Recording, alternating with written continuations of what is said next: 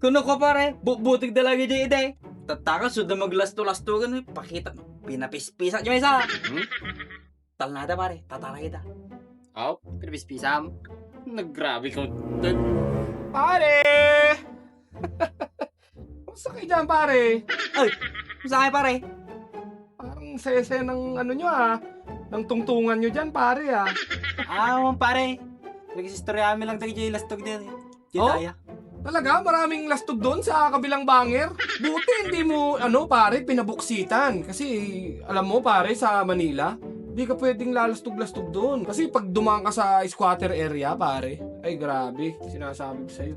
Papatultulan ka doon sa pare, pag lastog yung pagna mo, pare. Kaya di pwede doon sa Manila, pare. Grabe. Taga-Tagalog mata ni pare. Huwag ka rod. Kuno, may sa Domingo na lang ata dyan Manila. Napang nagbirok trabaho na. Apay, taga-Tagalog ka matan pare. Pinya na nakamaw. Huwag ka rod pare. 1 week mula dyan Manila. Nagtungtong tapay bago kay malis. Ay, hindi, pare. Ako kasi, pare, medyo naikawa lang akong magsaon ng Ilocano, pare. Kasi parang, pare, parang ang baduy ng pakinggan, pare. Doon kasi sa Manila, pare, pag medyo nagsao ka ng Ilocano doon, pagtatawanan ka, pare.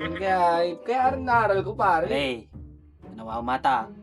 Tuwas-tuwas tuman na Tagalog na. Kita tanugag taulo na ata.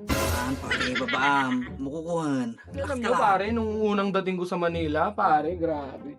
Pinagtawanan nila ako kasi may ayog daw yung ko, pare, yung Tagalog ko. Kaya, yun, naaral ko na lang, pare. Brad. Bro. Saka pare, medyo mainit na yung puloy ng angin dito. Hindi ka na pag kinanara. Sa Manila kasi, pare, medyo nakakapudaw yung air dun eh. Yung air. Pare! Na napudot ditoy, kada pagpudot ay dyan Manila. Kasala ka man lang nag-abroad nga, nagbayag ka nga napukaw. Grabe, pare, kung mapapansin nyo nga na medyo umudaw na ako, bro. Pare, siyempre, syudad ajay! O kasi naman dito tayo probinsya. Pero bini mga arte, tanaw ka kataulong.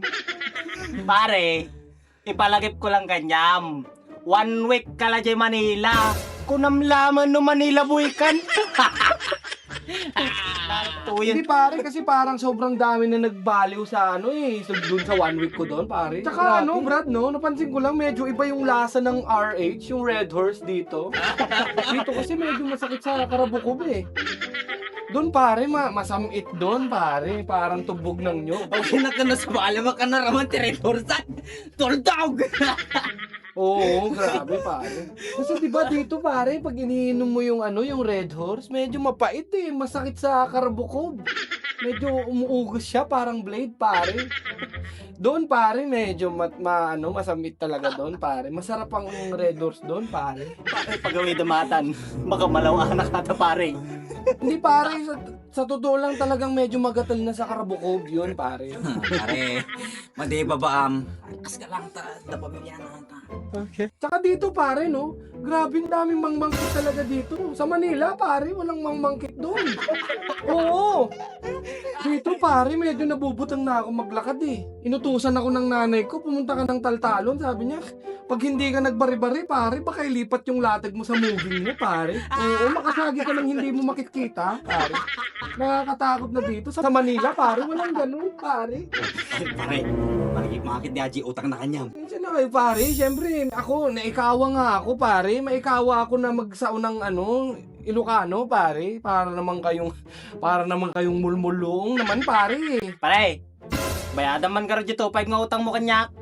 Pare, tartarusan na pa mo lang. Ahon pa mo, hanap pa mo nakabilbilo, Jimot. Okay, nas nakakapulang 1 week ko pa lang, Jimot. Pare mo, niya ka mo. Kita man, bigla na Ilocano to. Ano ba yung bumulong 3 mil pa ganyan, pare?